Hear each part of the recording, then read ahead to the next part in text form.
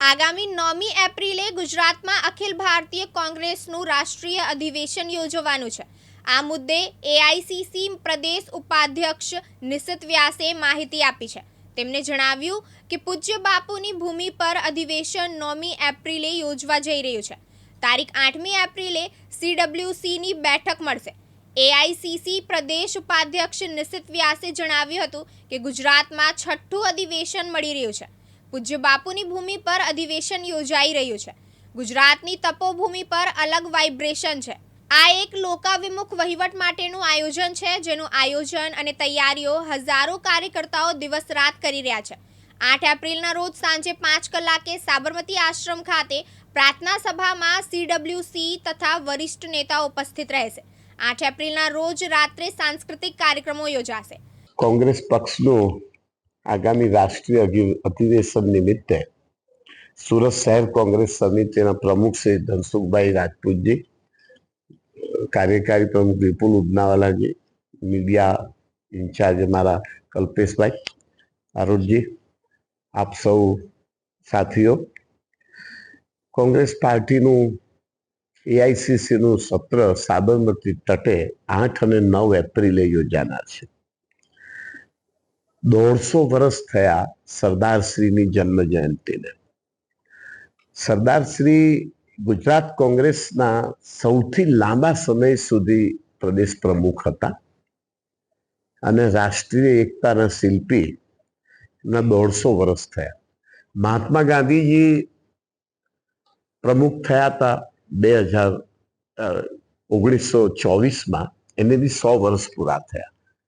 મહાત્મા ગાંધીજી કર્ણાટકના બેલગામમાં એમના અધ્યક્ષ સ્થાને એઆઈસીસીનું સત્ર મળ્યું હતું અને આઝાદીની લડાઈ, અસહકારની લડાઈ, ગ્રામ સ્વરાજ અને ખાદી ઉદ્યોગ અને સાથે સાથે સ્વરોજગાર અને સ્વદેશીનું આંદોલન અને સામાજિક ધાર્મિક એકતા પ્રસ્થાપિત કરવાના ક્રાંતિકારી આંદોલનો શરૂ થયા હતા અને એના પરિણામે 1947માં દેશને આઝાદી જે છે એ આ કોંગ્રેસનો ઇતિહાસ જે 1885થી છે। 1885માં કોંગ્રેસ પક્ષની સ્થાપના થઈ મુંબઈમાં અને ત્યાર પછી આજ સુધીનો કોંગ્રેસ પક્ષનો ઇતિહાસ છે। 8 અને 9મી એપ્રિલે રાષ્ટ્રીય કોંગ્રેસના અધ્યક્ષ શ્રી ખડગેજી, સોનિયાજી, માજી અધ્યક્ષ શ્રી માન્ય રાહુલ ગાંધીજી, મહામંત્રી શ્રી પ્રિયંકા ગાંધીજી અને રાષ્ટ્રના તમામ કોંગ્રેસના સીડબ્લ્યુસીના વર્કિંગ કમિટીના સભ્યો, દેશના પ્રત્યેક રાજ્યોના નેતાઓ કોંગ્રેસના અમદાવાદ સાબરમતી તટે 8મી અને 9મી તારીખે ઉપસ્થિત રહેનાર છે। 8મી તારીખે શાહીબાગ સરદાર સ્મારક ખાતે સીડબ્લ્યુસી કોંગ્રેસ વર્કિંગ કમિટીની અગત્યની મીટિંગ રહેશે।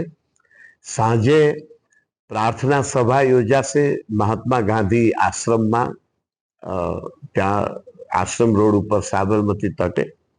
ત્યાર પછી 9મી તારીખે સવારે 9:30 કલાકે સાબરમતી તટે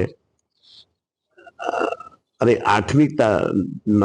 9મી તારીખે સવારે 9:30 વાગે ત્યાં સાબરમતી તટે આ સંમેલન યોજાશે એઆઈસીસીનું, જેમાં 3000 ડેલિગેટો સમગ્ર દેશમાંથી ઉપસ્થિત રહેશે અને ગુજરાત પ્રદેશ કોંગ્રેસ સમિતિના પ્રમુખ શ્રી શક્તિસિંહ, માન્ય ગોહિલજી અને વિધાનસભા વિપક્ષના નેતા શ્રી અમિતભાઈ ચાવડાજી ના આગેવાનીમાં અને એમના સંચાલનમાં આ ગુજરાતના સમગ્ર આગેવાનો અને કાર્યકર્તાઓ એકજૂટ થઈને આ અધિવેશન એઆઈસીસી સત્રને સફળ બનાવવાના પ્રયાસો કરશે।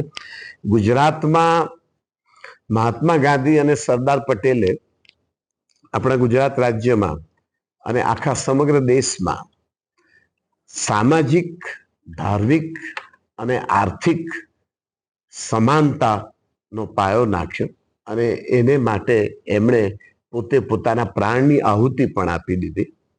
એ બંને આપણા ગુજરાતનું ગૌરવ અને એ બંનેને એક વિશેષ શ્રદ્ધાંજલિ આપવા માટે સાબરમતી તટની પસંદગી કરવામાં આવી છે અને આગામી વિધાનસભાની ચૂંટણીમાં ગુજરાતની યુવા શક્તિને કોંગ્રેસનો ઐતિહાસિક પરિચય થાય, કોંગ્રેસના જે આંદોલનો થયા આઝાદીના, એ તમામ આઝાદીના આંદોલનોનો ઐતિહાસિક પરિચય ગુજરાતની યુવા શક્તિને થાય અને ગુજરાતની યુવા શક્તિ મહાત્મા ગાંધી અને સરદાર પટેલના માર્ગે ભવિષ્યમાં આગળ વધે ગુજરાતના વિકાસમાં, એ પણ એક અગત્યનો પરિબળ રહેશે અને આવનારી વિધાનસભાની ચૂંટણી માટે પણ રાહુલજી પોતે માર્ગદર્શન આપશે. યાસીન દારા, દિવ્યાંગ ન્યૂઝ, સુરત.